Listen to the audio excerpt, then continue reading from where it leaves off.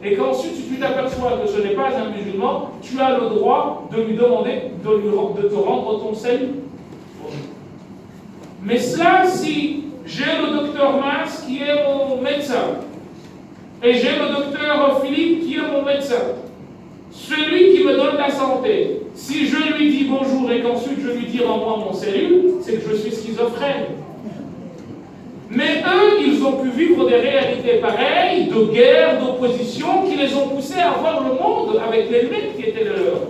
Donc le problème, ce n'est pas eux. Le problème, c'est celui qui, en 2019, veut transposer tel quel les résultats auxquels ces gens-là sont parvenus pour les considérer comme islam.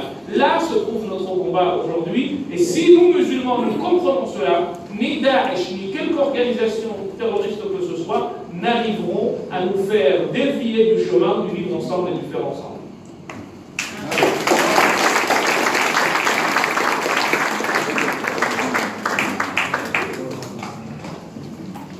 Bien, je croyais m'ennuyer aujourd'hui.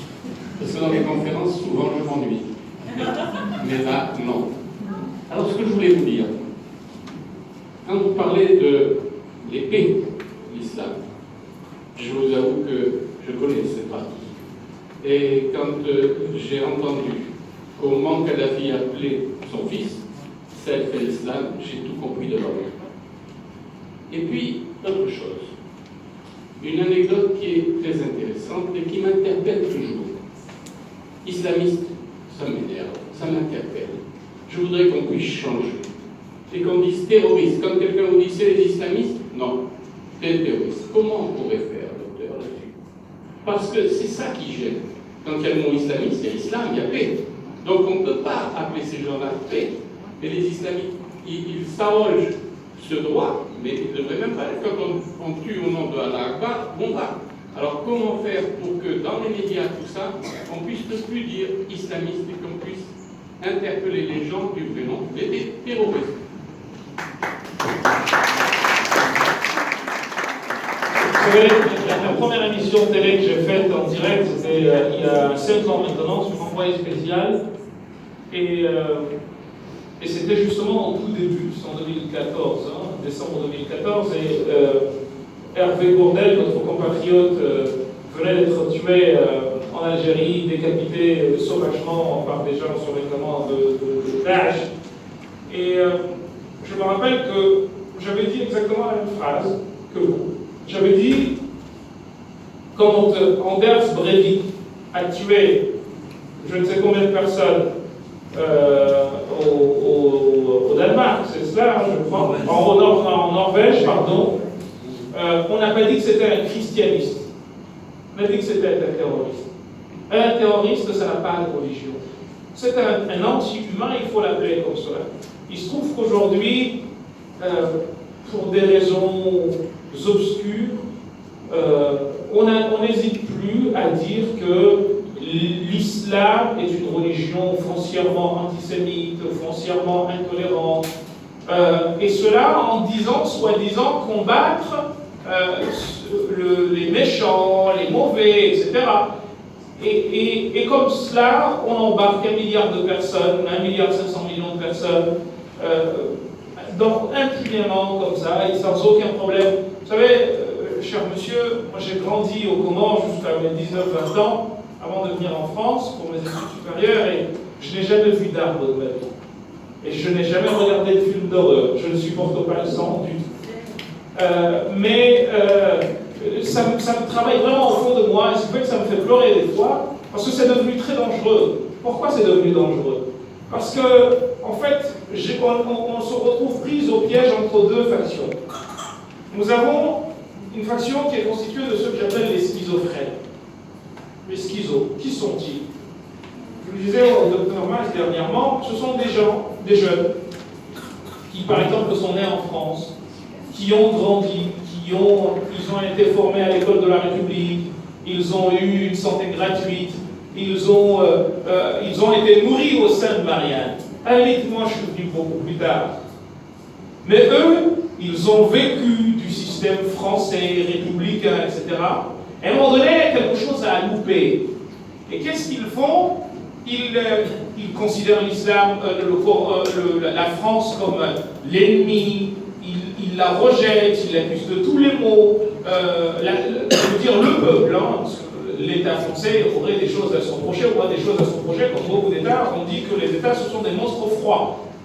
Mais le peuple français qui est son peuple, qu'il a vu naître, dans lequel il a grandi et dont il a mangé à la fois du sang et du lait, parce que c'est ce qu'il a fait, et dont il ne parle pas une autre langue que la sienne, il se dit non, c'est pas les miens, etc. Et il se cherche une origine, une identité, autre que l'identité française qui le caractérise. Il est français jusqu'à la moelle, mais il se dit de l'Algérie, du Maroc ou des Comores dont il ne connaît rien du tout. Donc nous sommes face à ces jeunes-là, auxquels on essaye d'apporter un discours de réveil, de sensibilisation et d'ouverture d'esprit et de leur faire ouvrir les yeux. Mais en face d'eux, il y a qui? Il y a ceux que j'appelle les fachos, qui eux voient en l'islam le responsable de tous les maux du monde. Exactement comme hier, ils voyaient le juif comme le responsable de tous les maux du monde. Le musulman, c'est l'homme à abattre aujourd'hui. Il est le responsable du chômage, le responsable du dérèglement climatique, il est le responsable de tout ce qui se passe dans le monde, c'est le méchant, c'est le mauvais. Et qu'est-ce qui se passe en réalité? Les deux, ils se nourrissent. Ils se nourrissent aujourd'hui, et moi qui vous parle, je suis la cible des deux. Parce que je dis aux uns, au premier, que l'islam, vous n'en connaissez rien du tout, et au second, la même chose.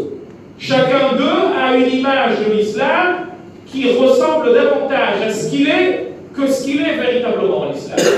Donc le schizo, je lui dis, mais il y a 99% de chances, voire 3000% de chances que le médecin qui t'a vu naître, la sage-femme qui t'a fait naître s'appelle Françoise ou Marie.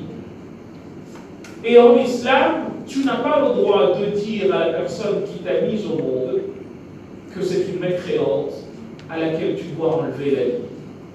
Ce n'est pas, il faut chercher une autre religion que celle-là.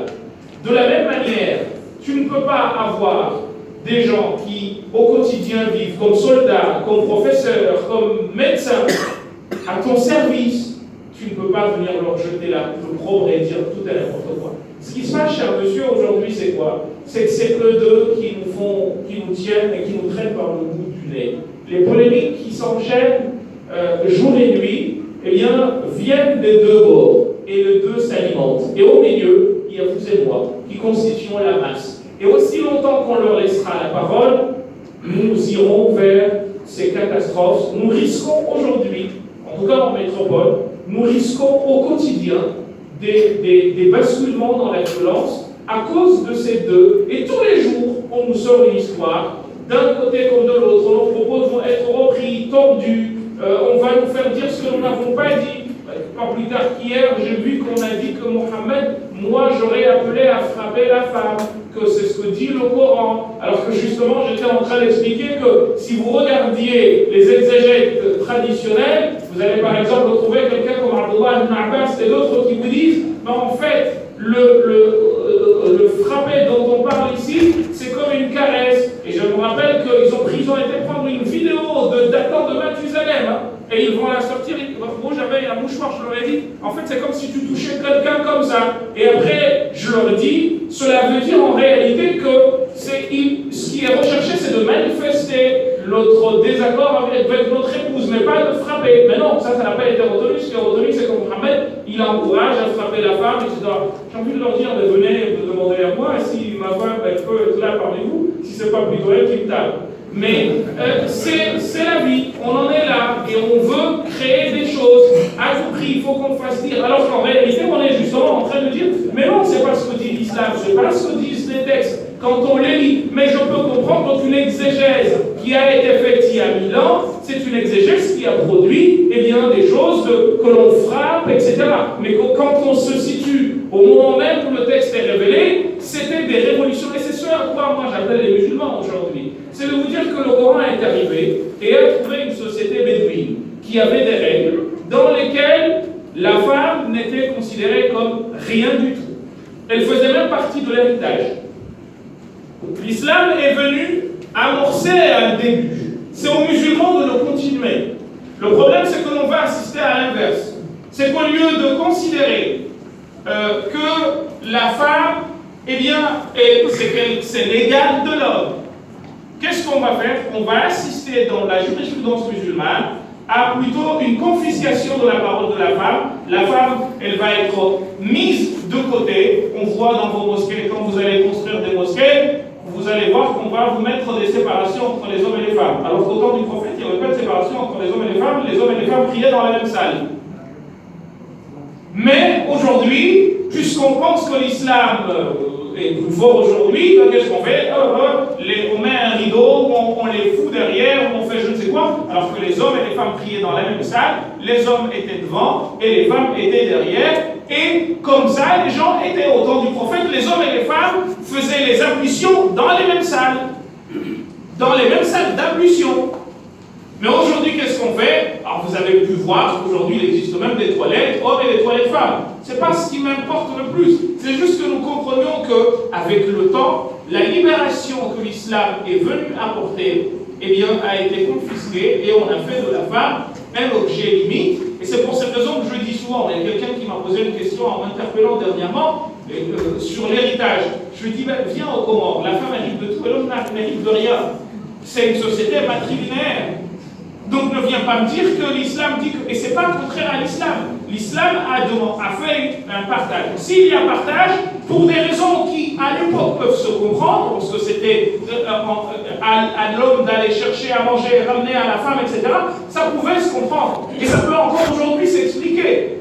Mais en islam, on ne nous a pas dit que quand on te donne une chose, il faut impérativement que tu la prennes. Donc au Comores, naturellement, le garçon ne dispute jamais à sa sœur le terrain, le foncier, le je ne sais quoi. Résultat des courses, quand tu te maries, tu vas chez ta femme. Et quand tu divorces, c'est toi qui prends tes clics et tes claques et qui te retrouves dehors. Ce n'est pas contraire à l'esprit de la femme, à l'esprit de l'islam. Non. C'est juste que moi, mon droit à moi, je ne le réclame pas et naturellement, je sais. Et on vit comme ça jusqu'à maintenant. Donc il y a des gens qui vont dans d'autres cultures, qui reviennent au Comores et qui cherchent à construire des maisons pour y prendre leur femme. Je dis attention, vous n'avez rien compris. C'est pas de cela qu'il est question. L'islam ne t'a pas dit il faut que tu ramènes la culture de je ne sais quel pays et la ramener dans cet endroit. Non. Juste que tu agisses en intelligence en te disant que eux, ils ont des réalités qui sont les leurs, ils ont un mode de fonctionnement qui est le leur. Eh bien, qu'est-ce que je fais? L'islam, son universalité vient de ce qu'il a su s'adapter partout où il est arrivé, en gardant l'essence, la colonne vertébrale, et en s'adaptant par rapport aux choses qui, elles, eh bien, changent d'une personne à l'autre ou d'une culture à l'autre. Quand on parle d'islam de fond, c'est de cela que l'on entend. C'est cela qu'on entend, mais on ne veut pas que l'islam soit, qu'on nous dise qu'il n'y a pas cette prière à faire par jour, ou je ne sais pas. Ce n'est pas de cela qu'il est question. Mais l'islam tel qu'il est vécu au Comores n'est pas du tout l'islam tel qu'il est vécu dans un autre pays sur la base de ces choses-là qui changent. Mais la prière, vous aurez 5 prières par jour. Au Comores, au Maroc, je ne sais où. Le jeûne du Ramadan, il est mondialement observé par tous les musulmans. Mais vous aurez des choses qui sont de Cayenne, des choses qui sont de je ne sais où, eh bien, qui sont propres à Cayenne et qui font l'identité de Cayenne, avec lesquelles, si elles ne touchent pas à la base de l'islam, l'islam va faire. Donc aujourd'hui, pourquoi vous embêter à chercher à ramener autre chose que cela? Donc le problème que nous avons, cher monsieur, je m'arrête là-dessus, c'est que les deux tiennent le lead. C'est eux qui dirigent. Donc l'islam, c'est l'ennemi à battre pour les uns, et les autres, c'est tout ce qui n'est pas musulman dans leur tête, ou tout ce qui, parmi les musulmans, ne réfléchit pas de la même manière qu'eux, qui doit être abattu. Et aujourd'hui, nous sommes pris en otage. Donc tous les jours, on assiste à des saillies verbales, mais voire physiques, des deux groupes. Vous en entendez parler tous les jours, et peut-être que vous, des fois, vous devez vous dire, mais ils sont malades, ceux qui sont en métropole. Mais tous les matins, c'est la même chose. Là, je ne sais même pas quelle bêtise on a sorti aujourd'hui ou demain, mais il y aura ça chaque semaine, chaque jour, à son lot d'histoire, etc. Et je vous dis, ça en vient même à nous interroger. Des fois, tu t'assois, tu te dis, mais comment ça se fait que l'on me voit comme ça? Est-ce qu'ils veulent voir mon sang pour voir que mon sang, il est le même que le leur? Je ne sais pas, c'est une question que vous et moi, nous devons œuvrer. Je pense qu'il est venu le moment où toute la masse française, tout toute la masse mondiale, j'ai envie de dire, musulmane et non musulmane, doit se lever et dire non à ces prêcheurs de haine, parce qu'à un moment donné, à force de les laisser parler, comme disait Einstein, quand tu vois quelqu'un mal agir et que tu ne lui prends pas la main, tu n'es pas moins responsable des atrocités qu'il commettra.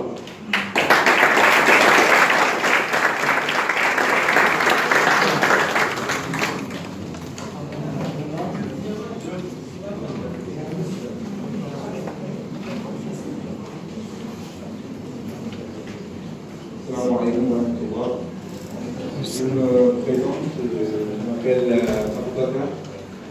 En fait, ma question c'est par rapport à la fréquentation des personnes qui ne sont pas musulmanes. Je donne un exemple précis. Moi, je fréquente des associations et parfois dans les associations, on arrive à construire des relations avec des collègues.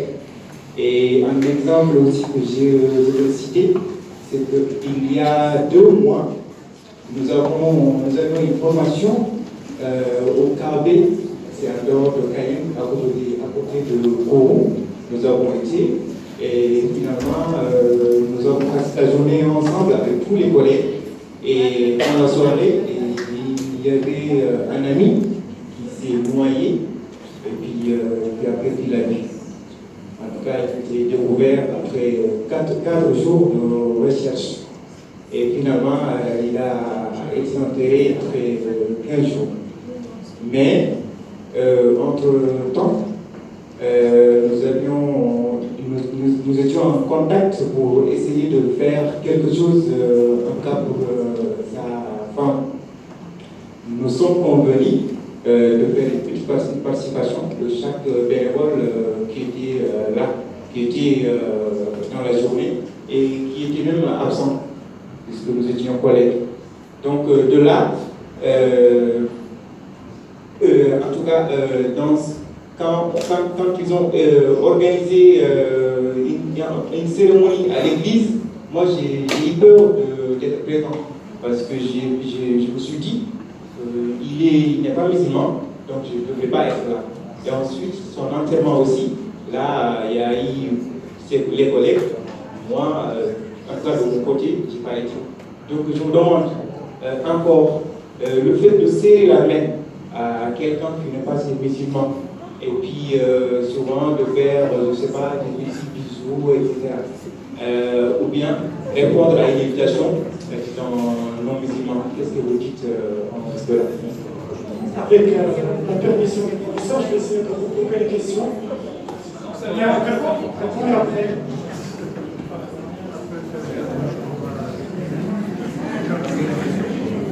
Cher monsieur, je vous remercie pour votre question, mais je vais être trop bref dans ma réponse, j'espère. En réalité, plus on est humain, plus on est musulman.